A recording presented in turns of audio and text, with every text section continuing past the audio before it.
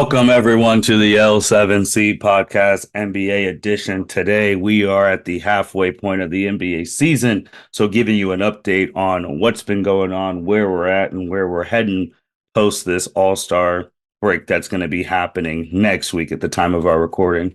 So we have the NBA aficionado with us, Mr. Evan Debo. How are you doing today, sir? Martin, I'm not doing well. I gotta admit, I'm struggling over here.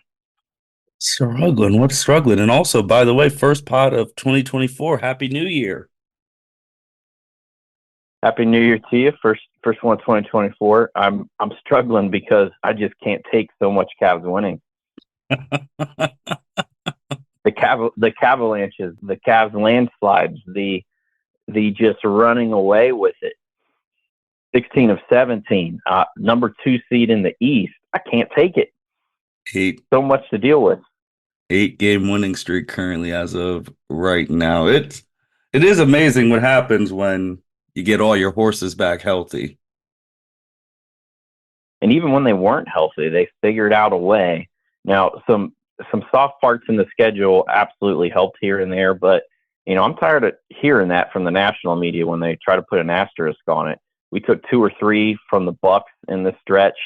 There was one game they didn't have Giannis, of course, but we've just taken out anybody in our way. The one loss in there was to the Bucks, where again we played them like 3 times in 2 weeks, and I mean you're bound to drop a game. It's still Milwaukee, but man, what a run! Yeah, I really don't get what the media is saying, like the soft schedule of that point, because when you play who's on your schedule, that's always been the thing is in serious time. And then if you even look at it, they destroyed the Kings, who are a good team. They beat probably the other hottest team in the league, the Clippers. They beat them a couple weeks ago. Like you said, the game against Milwaukee, Orlando's a good team. So it's like they're still beating good teams, and you got to win these games because if we weren't winning those games, the media would say, "Look at the Cavs faltering during this schedule." So damned if you do, damned if you don't. Absolutely. Well, let's dive in on that mid-year check-in. So let's start in the East, and we'll spend some time on the Cavs here. So as of February 10th, our February 10th recording here, we have the Celtics at 40-12, number 1 seed, followed by Cleveland at 34-16. Then the Bucks, 3 games back in the loss column at 34-19. You've got the Knicks, who've been on an impressive run themselves. Yep. Obviously, very close to what the Cavs have been doing. Sixers have been sliding without Joel Embiid. They're your 5 seed, 30-21.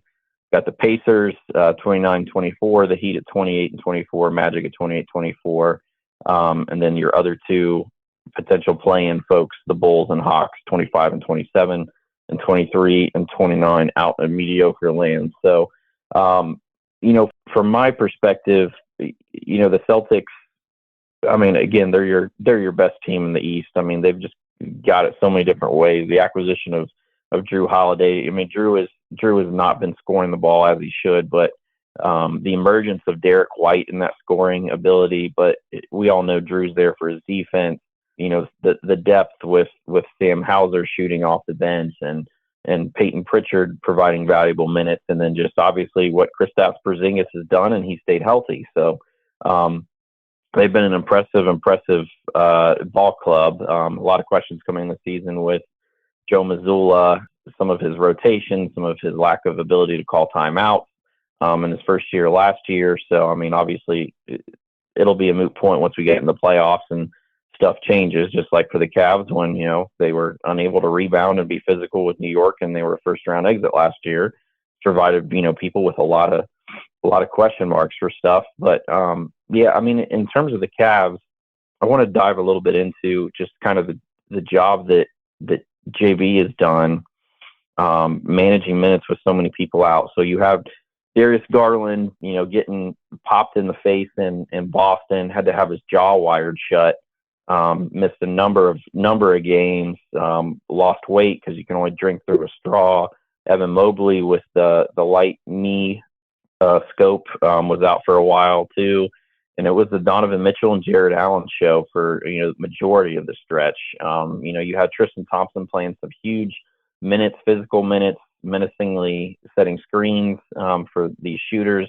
Sam Merrill, Max Strus, George Niang, and then obviously he got popped with a 25-game suspension for an illicit substance. We sorely will need him back, and then we'll have to see, was it all the juice, or does he still have something left in the tank? I mean, everybody thinks he's ancient. He was on an NBA news desk, last year before the Lakers signed him off the scrap heap, but he's still a relatively younger guy in early 30s. I mean, we're not talking about a 38-year-old by any means. So, but I mean, what Donovan was able to do, Martin, you go through the list of games you had thrown in the chat from just where we've been in the stretch. Mitchell's the leading scorer in so many of them: 26, 45, 34, 18, 26, 23, 32, 28, 45. Another 40 piece at Washington 3 nights ago, and then leading scorer 27 against Brooklyn, and they got Toronto tonight on the road. And then what he's been able to do distributing the ball too, and I don't want to lose sight of the defensive side. Obviously the numbers, it's an offensive game, right? When you see, it's such and such dropped this night. Oh well, Booker went for 60 plus. Embiid went for 70. Like it's always going to drive the discussion. But what Donovan's doing on both ends of the ball, and that was a major question mark coming in, is can you really have 2 small guards when the Cavs picked up Donovan Mitchell to night in and night out, get abused by the other team's best offensive player. Mitchell's second in the league in steals. The other night he had 3 steals and 3 blocks on top of his 27 in Brooklyn. The team had a season high in blocks, I think, with 12 as a team. But he's doing it on both sides of the ball. JB's, putting in a lot of these rotation players. The emergence of Sam Merrill, an absolute flamethrower when you need him, when the offense is bugged down, shots aren't going in. That dude just doesn't miss. Isaac Okoro's played really good minutes. He's attacking the basket more than we've ever seen, being physical, getting to the line. Dean Wade, after a year of injury last year, has really come in and provided some steady minutes. And then from another ball handler standpoint, Karis LeVert, who took, arguably a pay cut to come back this year on a couple-year deal. He could go off. You give him the minutes. I mean, he can get you 15, 29. I think he's 5th or 6th in 6-man scoring in the league. So I mean, they're getting it from a variety of areas, and it's not just the Donovan Mitchell show. Players are engaged. When something goes wrong, we've got some depth in the bench we can swing to. When George Niang does too many of those, hey, dribbling the ball off myself, trying to attack the basket, or just gets abused on the defensive side and makes bad plays or a bad foul, JB's not quick or is not slow to take him out, swap him in with back to a Max Strus, who's able to give you a little bit more defensively, or a Dean Wade, and we just keep the shuffle going around the big 4. So, Martin, I've talked long enough. Agree, disagree on anything? Any areas from what you've watched you want to expand upon? Just kind of editorializing the run that Cleveland's been on to the 2 seed. Yeah, so I don't think. Well, one, no one expected them to be this high at this point of the season at the 2 seed. Even us ourselves, we had them at the preseason when we were doing it around the 3-4-ish range because of Philadelphia and Milwaukee. But with Milwaukee, when you talked about Donovan playing on both ends, offensively and defensively, that's the thing Milwaukee is not doing right now. They're not playing good defense at all, hence their record. Since we've been gone, Adrian Griffin was fired. Doc Rivers has come in. He's been 1-5, or no, they won yesterday. So 2-5 since he's become the head coach, and we've been able to capitalize. I mean, I'm just really impressed. I know we talked about Donovan, but I've also been impressed with Jared Allen. Like, I know last year he had the famous quote after we lost in the first round to the Knicks about like the lights were brighter than he expected in the playoffs and all of that. But to me, man, he has been this tear that he's been on too, along with Donovan. I think he needs some more recognition as well. He absolutely does. He's averaging a double double, set the franchise record for most consecutive double doubles. In this streak, 15 points a game, 10 rebounds a game, and he's distributed almost 3 assists a game at 64% from the field. So, I mean, he's had some massive games in there. You go back to that Clippers game, right? Despite all the athleticism that they have, getting boards and stuff, he had 20 and 17 and 3 assists. You go to, battling against young Wemby there, 29 points, 16 boards, 2 assists. He had a 30-point, 12 game, 30 points and 12 rebound with 6 assists and 2 blocks in the only loss against Milwaukee. So you think about the size of Milwaukee, he's the main guard on Giannis because he's the sinking coverage when Giannis starts attacking the basket and starts, flexing his muscle and playing bully ball. He's the main resource to put on Giannis, and he put up 30, 12, 6, and 2 on 15 of 17 from the field against Milwaukee in that 8-point loss on back in December. So, man, They're going. They're going now. I'm interested to see if we can keep this up in the second half of the season post All-Star break. And then we know from last year when we get to the playoffs, are we gonna keep this going? Because currently if the playoffs, obviously we wouldn't know who we'd play because it depended on the play in games, how that would go. But we go to the playoffs as a 2 seed. If by the slightest chance, the very, very minute chance that Cleveland goes into potentially as the 1 seed, I mean, they're 5 games back, but you never know what could happen. Cleveland gets to the 1 seed, man. You gotta very strongly consider Donovan Mitchell as a MVP candidate if you're not so already doing so. I mean, you have to. I mean, I think it's definitely at this point worth, I think, slapping down $2, $3, $5 on him for MVP odds before they start to. I think I just was listening to another podcast this morning where somebody said I think he was 300-1 odds at the start of last week, and as of yesterday, he's 150-1 odds. So before those keep climbing, slap a couple bucks down because I mean, should the Celtics have some kind of injury or have a couple people banged up or something like that, and the Cavs are able to continue, not at the pace they're doing right now, but they're able to catch them and ascend. Yeah, absolutely, he's your most valuable player. So I think for the Cavs moving forward, obviously they didn't make a trade deadline piece. I was glad they didn't because I just want to see this team healthy and moving forward. I mean, let's dial it back to last year. There was before everybody started getting injured and they ended up kind of faltering. They were chasing up pretty high in the standings as well for some of these top seeds. And then even in the year before where they made it to the play-in game, I believe early on, they were at one point, I think even if it was just for a couple of days, were the 1 seed 2 years ago. So they've got it within them. They need to, who knows what the rest of the buyout market's going to look like. We're starting to see some people bought out, but I just really we've got 2 open roster spots. At some point, you're going to have to convert Craig Porter Jr. To a big league deal. He's got, I think if you appear in 30 of the team's 82 games, you have to, and he's already, I think, close to 20 games he's appeared in.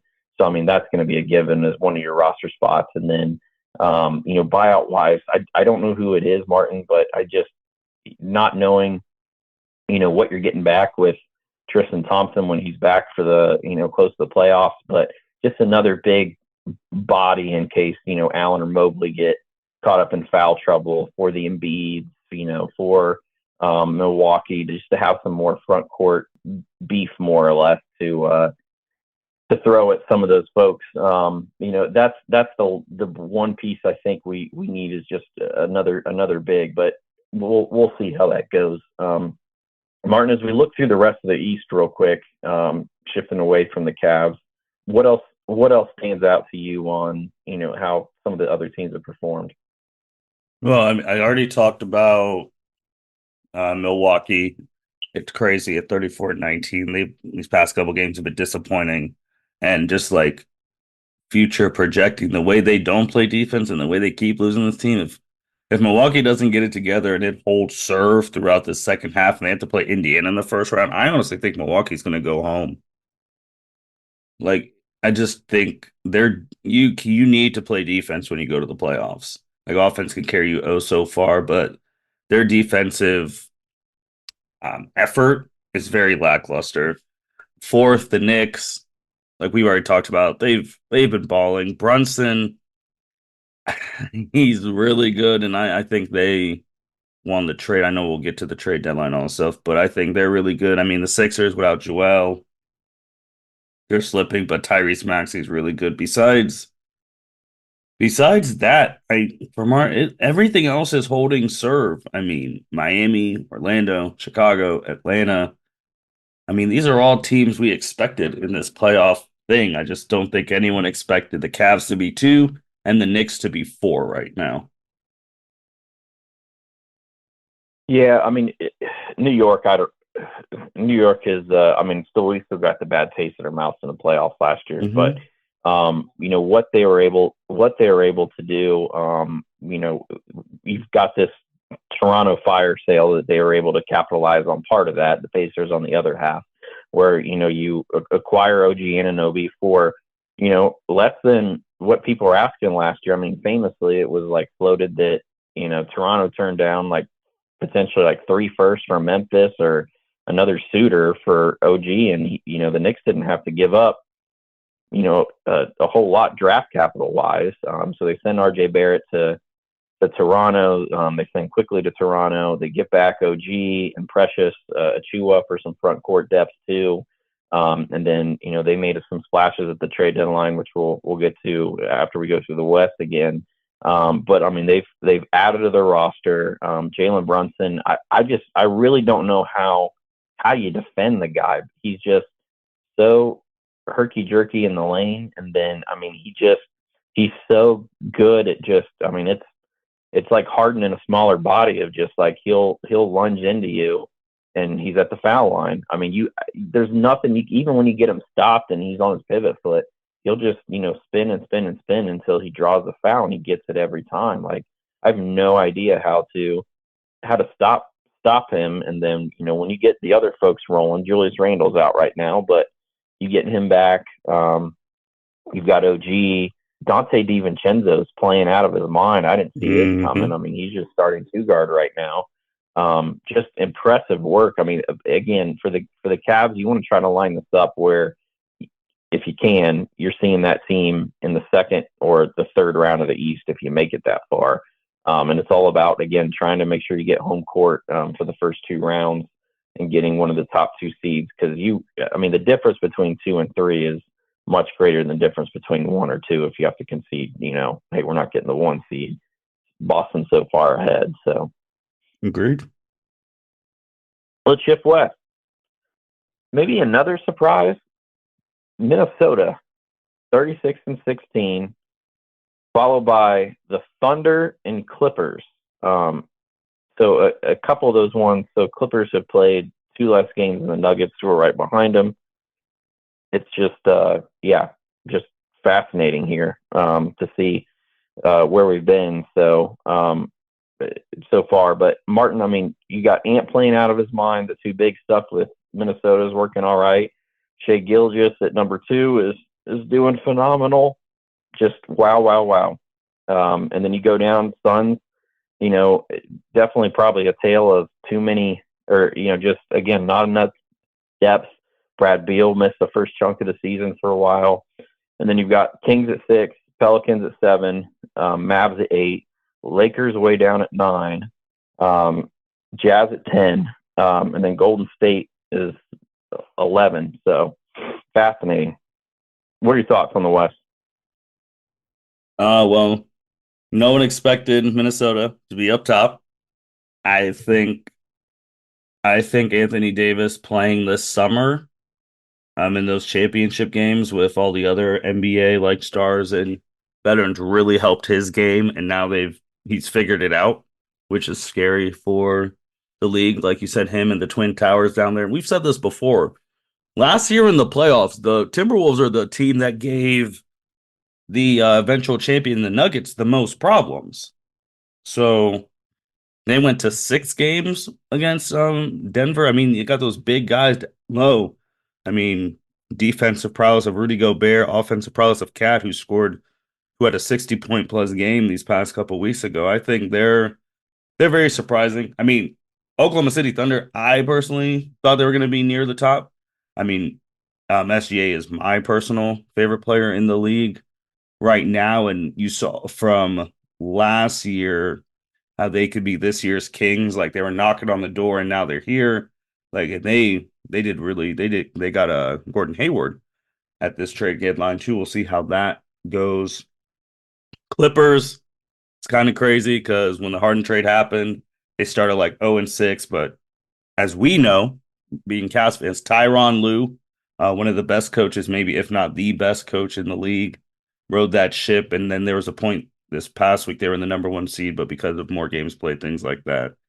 And besides that, Denver, Phoenix, Sacramento, I think that all holds serve. I just think that, I mean, they could probably jump. I didn't think the Lakers would be that low at 9, especially since LeBron and AD have played a majority of the games. But if you take away the bubble, and we talked about it, the Lakers have not really been this good this year. If you take away the bubble, they were undefeated in the bubble, but then everywhere else it was just not good. But then you got Dallas, who Kyrie's been in and out of the lineup, but they're explosive too. They made some moves, and then Utah right at that 10 spot, but I don't know if they're gonna hold, man. Like I think Golden State could catch them and get that 10 spot, but I just think you could see which teams, like no disrespect to the Kings, I don't think they're gonna make it to the Western Conference Finals, or the Pelicans if they get like those type of teams, but I don't want to get on the Clippers because I really think right now they could potentially take out Denver when it's all said and done.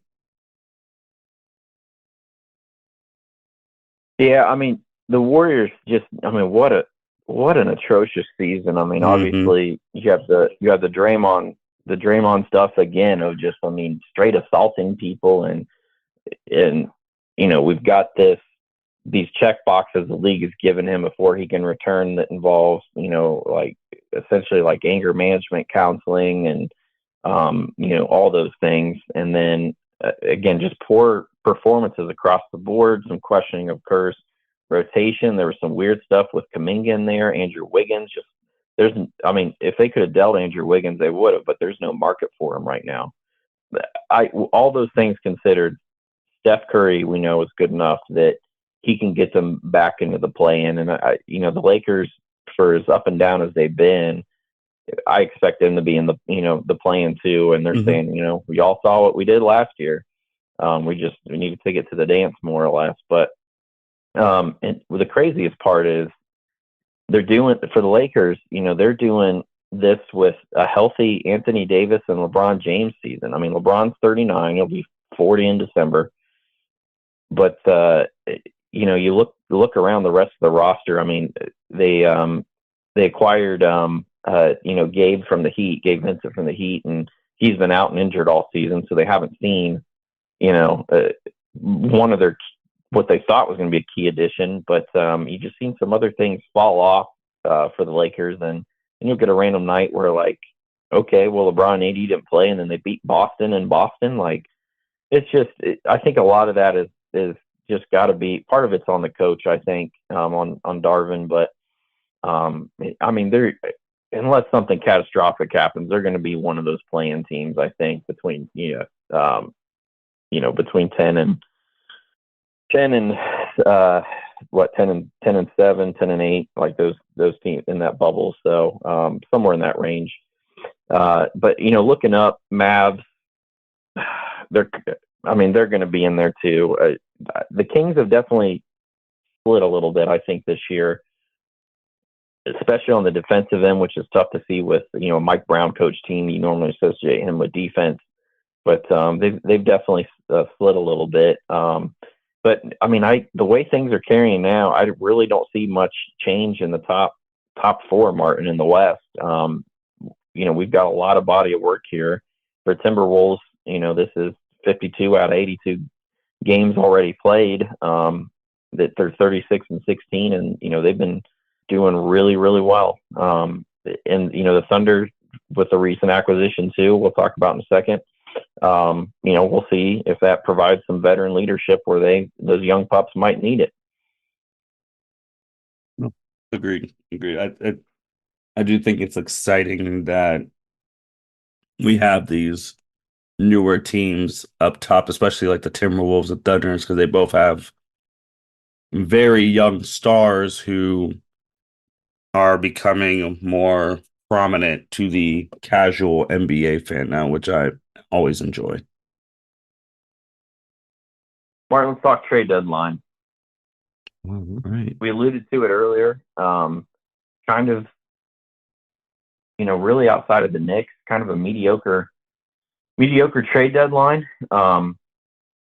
They definitely, again, bolster the ranks a little bit.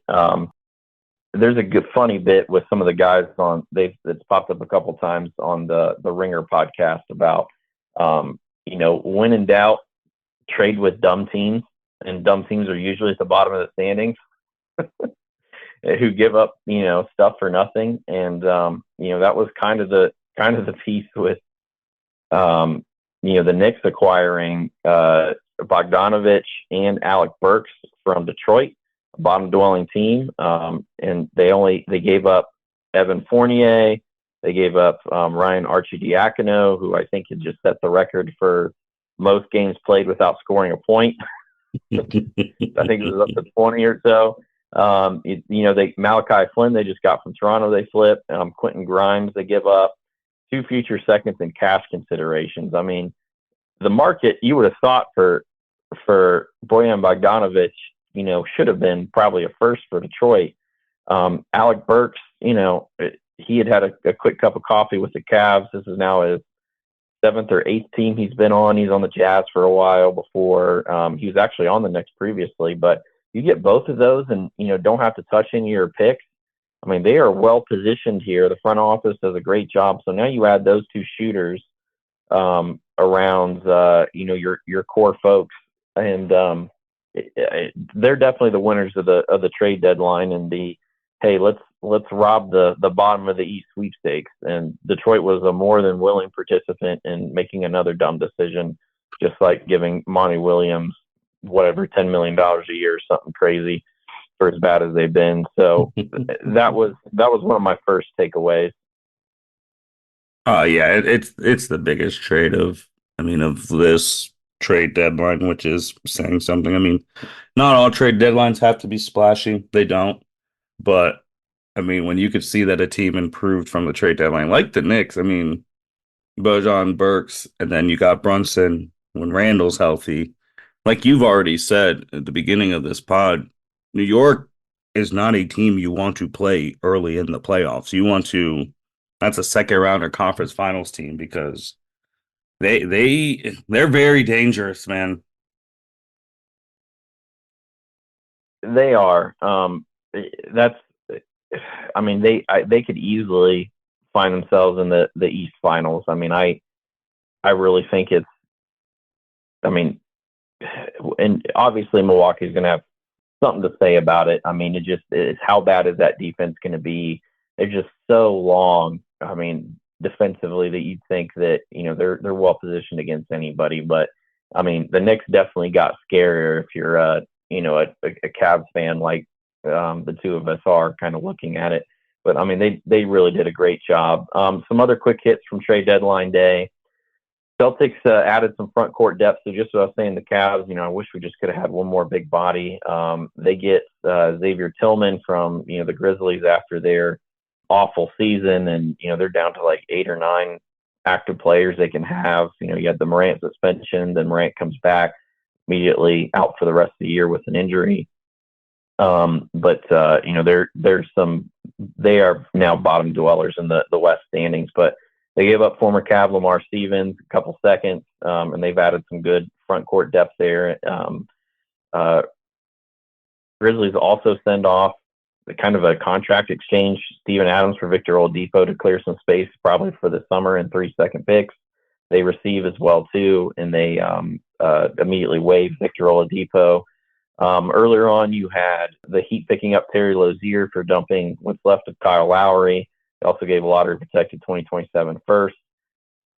You had, again, back to that Raptors fire sale, you have the Pacers picking up Pascal Siakam in a future second for Bruce Brown that they just signed. Poor Bruce Brown. How would you like to, sign a big deal, big contract, and you immediately get shipped off to another team? You got to think that weighs on, if you're down between like Pacers and another team moving forward, you're going to be like, is this how you treat players, like 6 months, 5 months after signing a contract? So again, huge fire sale in Toronto as they kind of hit the reset button. Siakam, one of the last people from that title team with Kawhi. So, I mean, they are completely starting over. Martin, obviously there was a couple other, trades throughout the year. We had James Harden make his way to the Clippers. We had, the Mavs picking up Daniel Gafford, which I think is a good front court depth piece from the Wizards. But, there's a couple teams, Cavs included, that didn't make any deals. I think there's an interesting story there with the Lakers not making a deal with the proverbial always there pressure of having, the 1B or number 2 greatest player of all time on your roster, always hopping up and down, always doing the tweets. He just did an hourglass tweet on, is it how much time he's got left or how much time he's got left before he bounces? LeBron's always playing 4D chess, but they didn't make a deal. And again, they're like what, 9th in the standings we just saw. So Martin, any thoughts on the Lakers standing pat? So with the Lakers, I do think, and I'm sorry for the people who listen to the NBA pod, because I'm doing the thing I hate with mainstream sports media being a repetitive record, but I say this every time. I don't understand what Lakers fans were trying to, Lakers / LeBron fans, whatever. No, because I like LeBron, but Lakers fans were trying to get during this trade deadline. I feel like for the past 4 years, they've come up with crazy things. I know I shared that one thing months ago, like they were going to try and trade for Donovan Mitchell at the trade deadline. With what? The Lakers have no assets to trade for any viable piece that the fans think is just going to instantly bolt them to a title. So I just don't get what they were looking for. Like, you weren't getting Donovan Mitchell at the trade deadline. You weren't getting Trae Young at the trade deadline. You weren't getting Kyrie Irving at the trade deadline, which all the Lakers fans always think they're going to get someone. I was like, what are you going to give the other team? No one's trading. The Cavs are not dumb enough to trade Donovan Mitchell for Austin Reeves. Like, it's just not happening. Like, the biggest trade piece you have is AD, and you're not getting rid of AD. You went all in for the 2020 title, and that's what happens. And you've said it to Evan on multiple podcasts.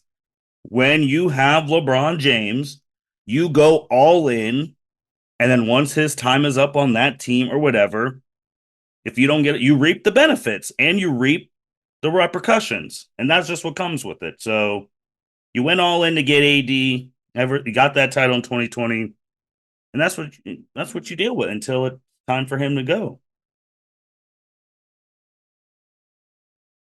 So, I mean, I think if this has been said a couple of times publicly, if this is not a 39-year-old LeBron James and this is a 30, 32, 33-year-old LeBron James that the Lakers have, I think you're in a much different position. He's able to,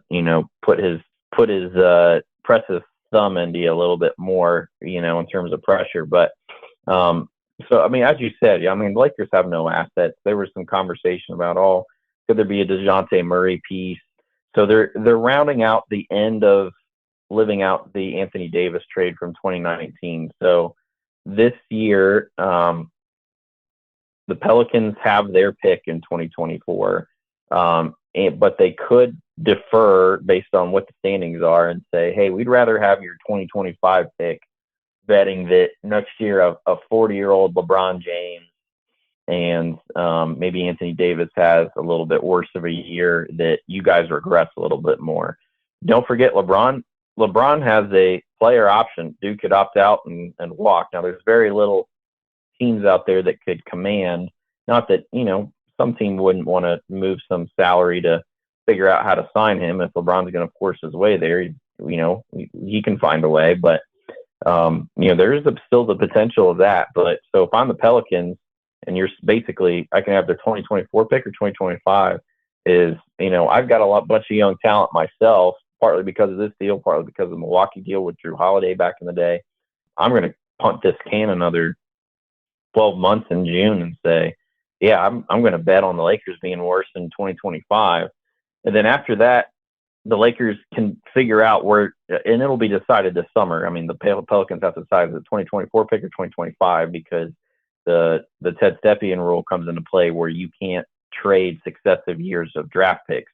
So if the Pelicans decides 2024, this summer the Lakers can now start trading 2026, the 2026 first, to acquire somebody. 2028, start looking, a ways out. But if I'm the Lakers again, unless it's some giant home run, you got to kind of start balancing post LeBron life with, LeBron assisting current life kind of in his stage. Not that he's fallen off, because he's a crazy, crazy dude. Just, we've never seen anybody do it for this long.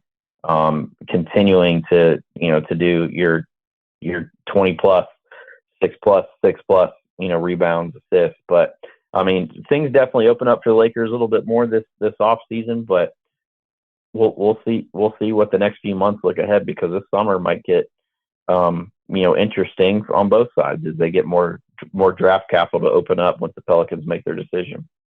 They got to manage their expectations. You got to really realize what you actually have available and what you can actually get. And like you said with LeBron with the opt-out thing, I know, which people have talked about, like, the usual, he'll go wherever Bronny goes when he gets drafted. And I'm going to say it right now. If LeBron James Jr. gets drafted in the first round, if he even decides to come out, that is the purest example of nepotism, because he is not good enough to be a first-round pick in the NBA. How would you like to be in the locker room when LeBron had said a couple months back, Bronny's good enough to play on this team right now? And that's a hell no. Proud dad, and there's being proud dad, and then there's like looking down at the end of your bench, and you're like, wait, what? No, he's better absolutely not. No, it's crazy too, because like you said earlier, dumb teams, there's going to be dumb teams who do it if he comes out, because they're going to be like, oh, LeBron's going to come here. Like, he's not good enough to play in the NBA right now. And that's okay too. Like, he needs to stay and get better. Correct. My prediction, if he comes out, is you'll find a team crazy enough to throw something at him in the 20s in the first round, which would be way too high. It could be an OKC piece where they've got a billion first round picks and have half of the first round picks anyway from the league, or something like that. But pick 26, 27, I don't know who that ends up being, but I wouldn't be surprised. I wouldn't be Martin, either. let's transition to we are 1 week away from All-Star Weekend in Indianapolis. Mm-hmm. So the All-Star rosters have been announced. You have basically Team Giannis, Team LeBron with a record-setting acceptance in the All-Star game. For the East, your starters, you've got Giannis, you've got Joel, who's not going to play with his knee issues. He's been replaced. Tyrese Halliburton, Dame Lillard, Jason Tatum, and your reserves of Bam, Paolo, Scotty Barnes, Jaylen Brown, Jalen Brunson, Tyrese Maxey, big game Donnie Mitchell, Julius Randle, Trae Young. For the West, you've got, again, LeBron, Luka, KD, Shea, Nick Jokic, Devin Booker, Steph Curry, Anthony Davis, Anthony Edwards, Paul George, Kawhi Leonard, and Karl Anthony Towns. They make up your All-Star Game players. Martin, who's missing in here? So I'm going to backtrack on the starters. Where my starters go. So when the starters got announced, more for the East, and I love this person, but Damian Lillard should not be starting in the East. Right. It should be, and I'm not even being a homer, it should be Brunson or it should be Donovan. Like, those are the only two. Now, if Brunson would have gone in, I'll be like, all right. If Donnie would have gone in, I'll be like, but Dame, nah. Dame should not have been starting. It should have been Brunson or Donovan Mitchell. I mean, both are carrying their teams to higher seeds. And, well, no, not they're fourth, but they've both been very hot. And I just, no, Dame should not have been a starter. And I love Dame. And fun fact is his first time ever starting an All-Star game. Just shows the point guard play in the West. But that was me personally, that was my biggest one when the starters got announced. Yeah, I agree too. I mean, it's just, and part of it is, there's a lot of anger, and it's indirectly as when you see something like that and just saying, hey, comparing apples to apples here, this isn't working. But like, I can't make sense of this in my head. But again, we as the fans globally should not be trusted ever. Because I feel like that's part, or it should be a very limited voice, like engage the fans, but this should be like 15-20% of what really should be a coaches and players and GMs vote, people in the association who get it, because I'd like to think that, some common sense, or journalists, weave them in there somewhere too. Treat it like college football, where you got like your Associated Press poll and you got your coaches poll, and you aggregate, and maybe 15% in there for fans. But yeah, Damian Lillard should not be starting this game. I think he's worthy of being in there for sure, but not at all. So Joel's out. You've got replacement in Pascal Siakam, who was added. Doc Rivers gets to coach this game, as wild as that is. I mean, he says he's going to give the money to Adrian Griffin, and send his staff or something or he's going to take a sabbatical or something and not coach. Question real quick. Yeah. Because you said, I thought it was Scotty Barnes it was Scotty and Trae. Oh, I'm sorry. You're exactly right. Yep. I did the wrong Toronto Ford. Yep. Sorry. And respectfully, he shouldn't be there either. So I agree. And I think, so for me, the struggle with it is, and I'll Cavs homer here with Jared Allen's, impressive streak, is what this does is, and we've seen it happen before. I mean, bad, high stats, bad team, particularly in Scotty Barnes. But I mean, Adam Silver gets to pick the replacements, and okay, well, now you get, maybe a huge populace or influx of viewers from Canada now, and from a new team's market, because I mean, that's what this is. Let's be honest. Scotty's not. I will say, Scotty's not his. I mean, I struggle with that. So yeah, Jarrett would have been my pick. I mean, I think he was among contenders, but and obviously Julius Randle injured too. So who was the other appointee? Was that Trae? Yeah. 27 and 11 assists. Yeah. I mean, I think Trae, regardless of where the Hawks are too. I mean, that's a similar case, but Trae has been playing out of his mind a little bit. On the West side, the one that snubbed that really, I think, universally is up there is, and I don't know who I'd even replace him with, is Sabonis. almost 20 points per game, 13 rebounds per game, 8 assists. I mean, he's 2 assists away from averaging a triple double on 62% from the field. Again, I don't know who I'd take out to replace him. Maybe Cat, but Martin, anybody stand out to you on the West as a huge snub? Yeah, so the West too, I know it's guard heavy and all of that, but even his running mate, I mean, what you would call it, De'Aaron Fox has been having a really good year as well. And Yep. when we talk about like snubs and all that, just like you said, you have to decide who you would take off. I mean, I think Carl Anthony Towns is on there because also he has good stats, but also his team is the number one team in the West. So they're rewarding because the reserves are more picked by the coaches. There was counting in winning as a factor. So I think that, but he would be the person I would replace with Sabonis. I mean, that's the only person I would take off looking at the West roster. Yeah, I definitely think it's much closer. There's not a giant. Yeah, I don't know. This guy should be in here in the West, but um, Martin, are you excited for All Star? So they kept tweaking in recent years. They had they had that extension of the game added on. With the target score and everything else. What where are you at with the All Star game? I think with the All Star game, I mean, I will watch it. I just don't. It's not the same. Like obviously, like when we were younger, even young adults, like the trying in the fourth quarter has really diminished. Like there used to be an unspoken rule that hey, we're gonna mess around these first, but like if it's real deal game is close in the fourth quarter, we're actually gonna go. I really don't like the target score. I would just like them to play to the finish, especially in a close game. But the weekend in general, man, is just.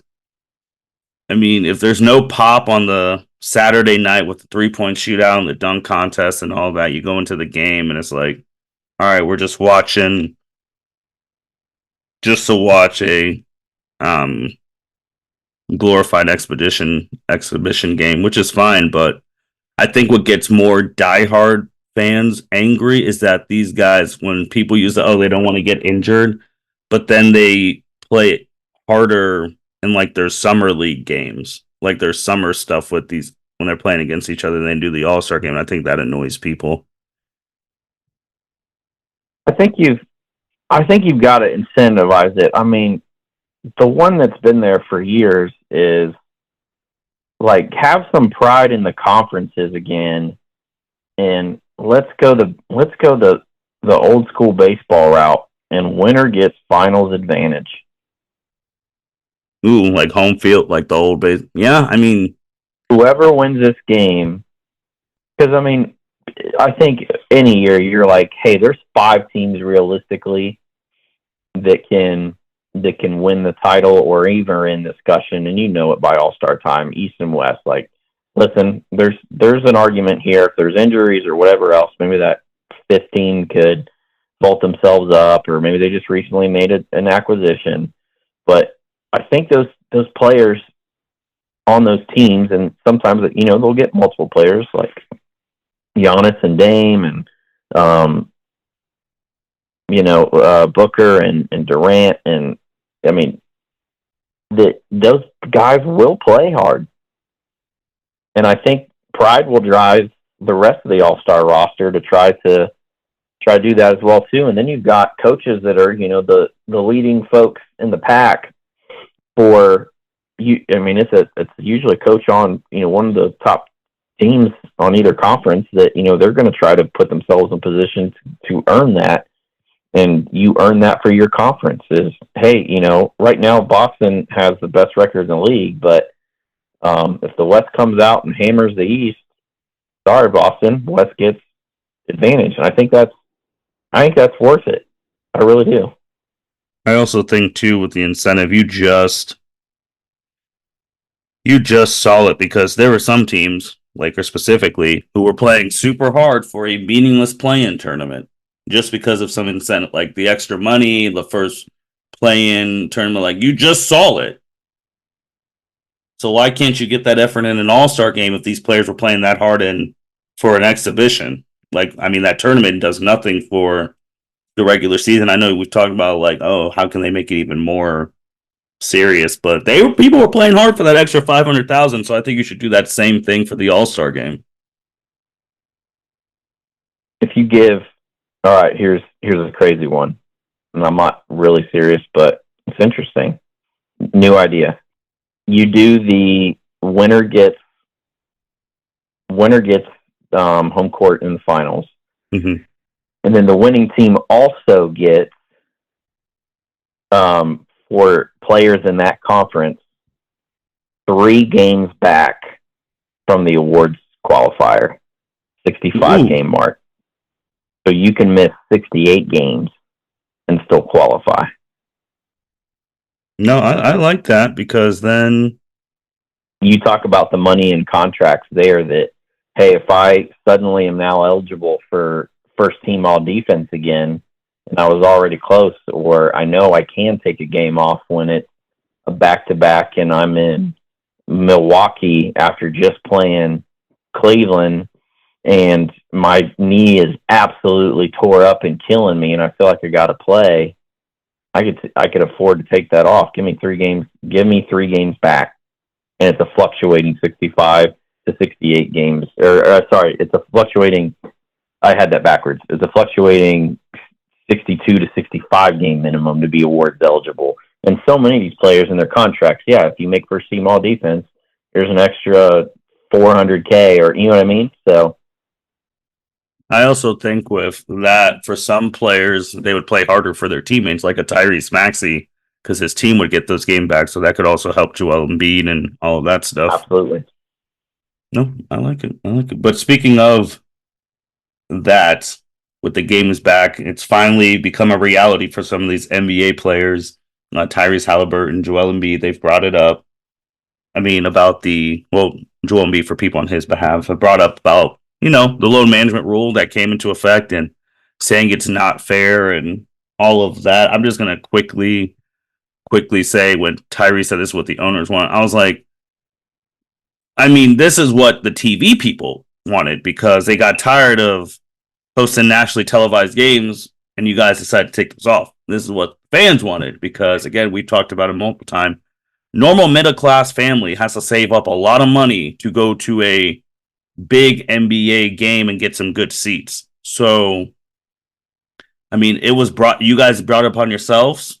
I mean, with the resting and the coaches and all that, and Popovich, I know he started this whole stuff, but it was brought on, but it didn't just come out of random. It was brought on by the players. Like, you guys were doing it, and now, just like everyone says, there's consequences to your actions, and here we are. And at the end of the day, the players union agreed to it. Yep. Martin, a 65 game minimum played out of 82 possible games equates to 79.2%, or a 79.2% threshold for showing up to work.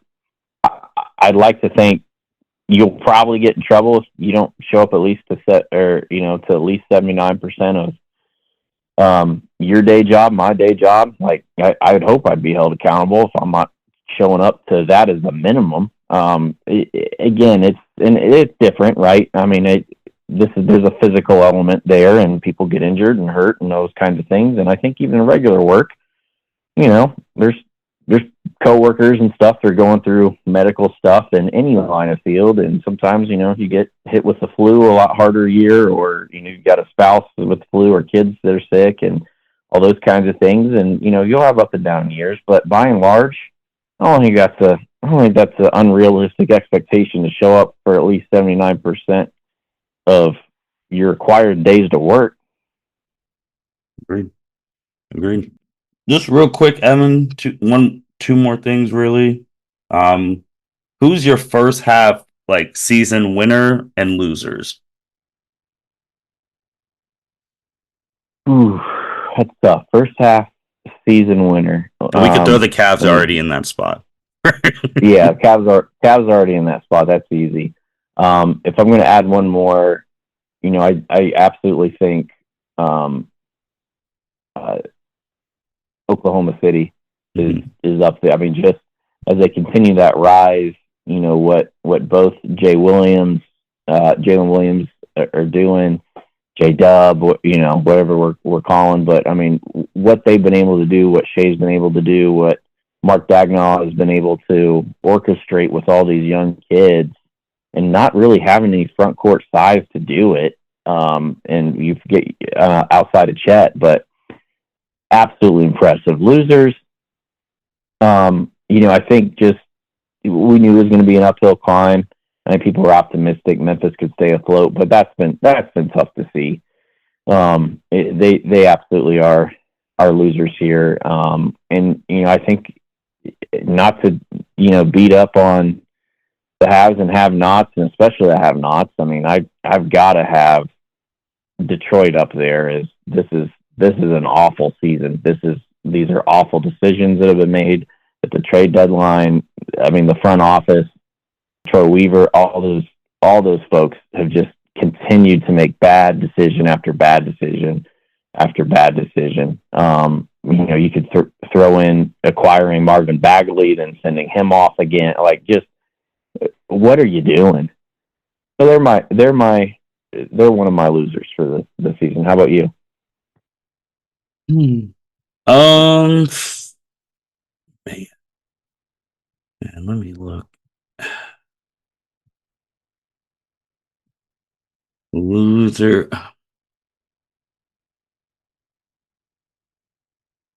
It's hard because I don't want to pick Detroit, but again, they've just been so so bad. But I think my loser. I'm going to be specific right now. First half, Jordan Poole, man. Like, you realize it ain't. 0 points against the Cavs the other night. It's not easy when you're a more primary option and you don't got Steph, Clay, Draymond, all of those guys like on you. Like, he had all these expectations, all this stuff coming there, and it's not easy. And he's realizing it, man. So it's not easy when you're the number two, because I would assume Kyle Kuzma. I would say Kyle Kuzma is the more number one, but Yeah. it ain't easy when you're number two, and then when number one goes out, you're the number one on the floor, and everyone can hone in on you, and you're getting the team's best defenders. All that, it is not easy. I've got, speaking of not easy, that just prompted one more winner to add. My guess is you'd probably agree with this too. So maybe it's a shared winner for the two of us. For an individual, Victor Wembanyama, Mm-hmm. as advertised, arguably greatest prospect. People kept saying since LeBron. We've got the NBA app and we're following, French basketball, for a year and a half leading up to it, and they're broadcasting it on the app. Dude is as advertised and is performing out of his mind. And then what he's able to do defensively, blocking the 3-point shots, blocking jump shots. Nobody wants to go to the basket. With him in there, it's such a thing to scheme for. Even though the Spurs aren't too good, they've got to get some talent around him quick. But as advertised, you could so easily falter under the pressure and the expectations, and we've seen that from players over the years where they come in and they're just not quite what we thought they were for a number of reasons. But I'd say Victor a winner. I agree. And then just the very, very last thing, because this did just happen on Thursday, that late great Kobe Bryant, the first statue was unveiled. It was the pose he made when he scored 81 points. So he's getting 2 more statues at the I'm not calling it the Staples Center. Next one will have the number 24 on it, and then the next one will be with him and his daughter. So just wanted to make sure we ended on that note.